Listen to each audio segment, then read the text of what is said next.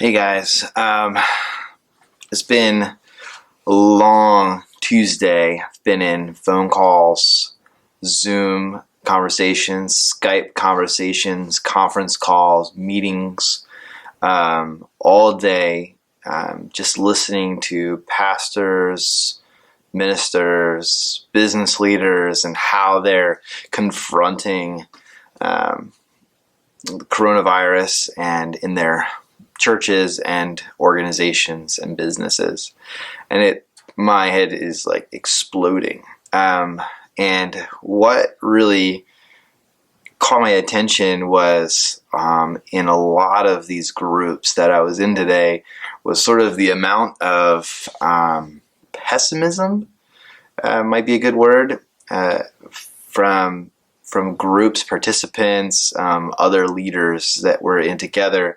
And I kind of started to find myself being the odd man out. And I don't think that part of the reason is that I'm like overly optimistic about what's going on, but I think I started to gather that maybe while we all were saying that the church is the people and not the building, when kind of concerned about, well, how do we keep that building going and paid for, becomes a reality. I think that's a lot harder to feel and to really mean. And then I found myself being the odd man out because I was pretty optimistic about what's going on. And I just want to read for you kind of some of the reasons why. I'm going to take, if you go with me to Acts 2, you'll notice that in Acts 2, right after Pentecost here, right at Pentecost, there's this really awesome sermon that Peter gives and just calls all of these people to repentance. And when they do, this is how they respond. This is Acts chapter 2, starting in verse 42. It says, "They were continually devoting themselves to the apostles' teaching and to the fellowship and to the breaking of bread and to prayer. And everyone kept having this sense of awe, and many wonders and signs were taking place through the apostles. And all those who had believed were together and had things in common.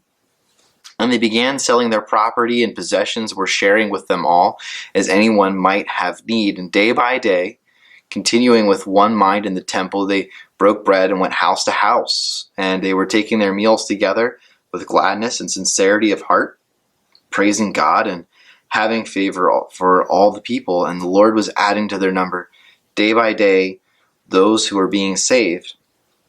And I guess I was really kind of optimistic going into all these meetings because this is what I see us at Lampeter doing. When you respond to our videos, when you respond to the messages that we're trying to give out, put out, and we're learning new things, but when you respond and show us that you're gathering and doing these things, I see Acts 2 being lived out exactly as it was intended to be, as gatherings together of families, studying God's Word, that you're devoting yourselves to the teachings of the apostles, what they said about Jesus and who He is. So I see that in you, and that's encouraging to me. The next thing is, in verse 45, it says, "They began selling their property and possessions and were sharing with those who had need and might have need." And what I'm seeing is, as more and more people in our congregation are beginning to have need, and people in our community outside of our congregation are beginning to have need, I'm seeing more and more of you guys calling in and asking what ways you can help and things that you can do to step up and to volunteer and to serve, maybe give extra money or to donate food items. And again, it's just throwing this Acts 2, this encouragement of what the church is supposed to be doing. And I'm watching it and I'm witnessing it. And I don't think I'm having rose-colored glasses. I think this is the church doing exactly what they're supposed to do, as if God is just making stronger the church itself, kind of removing maybe the lean that we all had on coming together as the building. This doesn't mean that we shouldn't neglect gathering together. At some point, it's going to be a really awesome day when we can get back together and share in that church building. But this is kind of teaching us, like, we really aren't supposed to be a church that has groups, but really groups that belong to a church, if that makes any sense. Some encouragement I want to give all of you come from two places. And I'm not trying to make this into a sermon, but Acts 2 is where I was. James, I'm turning over to James chapter 1. I'm sure you probably know this pretty well, verse 2. James writes, "Consider it all joy, my brethren, when you encounter various trials, knowing that the testing of your faith produces endurance. Let the endurance have its perfect result, so that you may be perfect and complete, lacking in nothing. And if any of you lacks wisdom, let him ask of God, and he who gives all generously and without reproach, it will be given to him." Anyway, so as I'm looking at this, and I know some of us, this is a test. This is a test. This is a trial of our faith. What is our faith really? And the question is, what are you doing with your time? And if you have this time together with your family, whether it's forced or not, what are you doing with that time? And we can see here that really this is a testing. What's really great is that word testing is kind of like the word is like a tempering, like making stronger. The idea comes from heating up gold to the point that the impurities would boil out of the gold, so that it would actually make the gold stronger itself, and doing that over and over again. So it's this tempering or this testing, and it's going to make you stronger. And I think that that's kind of what's happening now, no matter which perspective you have on why the coronavirus is here.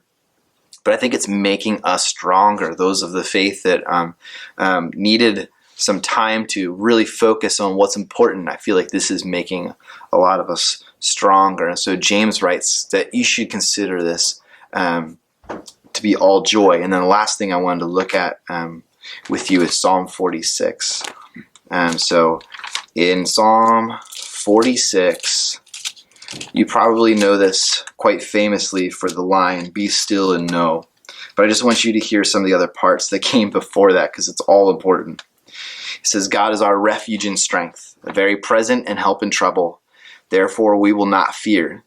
Though the earth should change, and the mountains slip into the heart of the sea, and its waters would roar and foam, and the mountains quake, its all-swelling pride, Selah."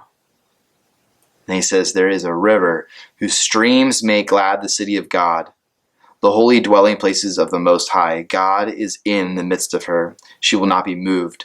God will help her when morning dawns. The nations made an uproar, and the kingdoms tottered, and he raised his voice, and the earth melted. The Lord of hosts is with us. The God of Jacob is our stronghold, Selah. Come, behold the works of the Lord, who has wrought desolations in the earth. He makes wars cease to the ends of the earth. He breaks the bow and cuts the spear in two. He burns the chariots with fire. Cease striving, or be still, and know that I am God. I will be exalted among the nations. I will be exalted in the earth, and the Lord of hosts is with us. The God of Jacob is our stronghold, Selah. And what I love about this is the first part talks about the earth and how the earth is kind of upended. Things are changing in the world in the natural way. And I'm like, yeah, that's the world that we're living in right now. There's this virus that we've known about in different strains, but never like this. And it is changing the landscape of our earth. And then he talks later in the next section about how the people uproar, the nations tottered. And so you can see that in our world today. Church, do not be those people, okay? There are plenty of people out there making an uproar. We don't need to add to the noise. What we need to do is shine a light. We don't need to add to the darkness. What we need to do is be the light in the darkness. And then the last part is just cease striving. And I feel like, what choice do we have right now? Right? What choice do we have right now? Because we are kind of being forced into a place where many of us aren't working or can't work. And now we just have to sit and know that He is in control. Cease striving, be still, and know that I am God is what He says, because He will be exalted. So my encouragement is to take this time and find the blessings in what's going on around us. While other people are being pessimistic about what's going on, while people are making all kinds of noise out there in this world, don't add to it. Point them to Christ. Be the light that's in the world. Draw people back to Jesus. And just look for the blessings in this storm. Some of the things that I brought up several times throughout the day today in all of these meetings where people were asking how we are doing as leaders and ministers, as pastors, and look for the blessings. I shared about how I get to spend more time with family that otherwise might have been really busy. I'm having more conversations with people that might have been spent doing other things, studying or prepping or whatever. Sure, there's a steep learning curve here with all the tech. I don't really like talking to a camera. I'd rather see your faces. But there's time now that's spent with family, and I think this is a gift in many ways. And I know a lot of us are looking at this financially, and we're not too thrilled about what's going on. And I know some of us are looking at this from a health standpoint, and we're not really thrilled what's going on. But I would encourage you to look for the blessings in this, that you would have time, forced time even, to spend with your spouses and with your kids and with your parents, with siblings, with neighbors. I mean, even just being able to get outside and get in the backyard and just, as long as I guess you're social distancing, you just have that conversation with your neighbors, get to know them.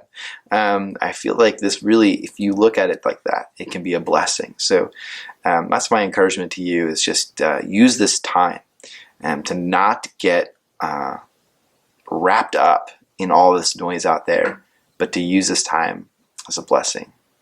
And I hope that you guys are doing well out there, and I cannot wait till we get back together so we can worship God, the creator and sustainer of everything. Talk to you soon.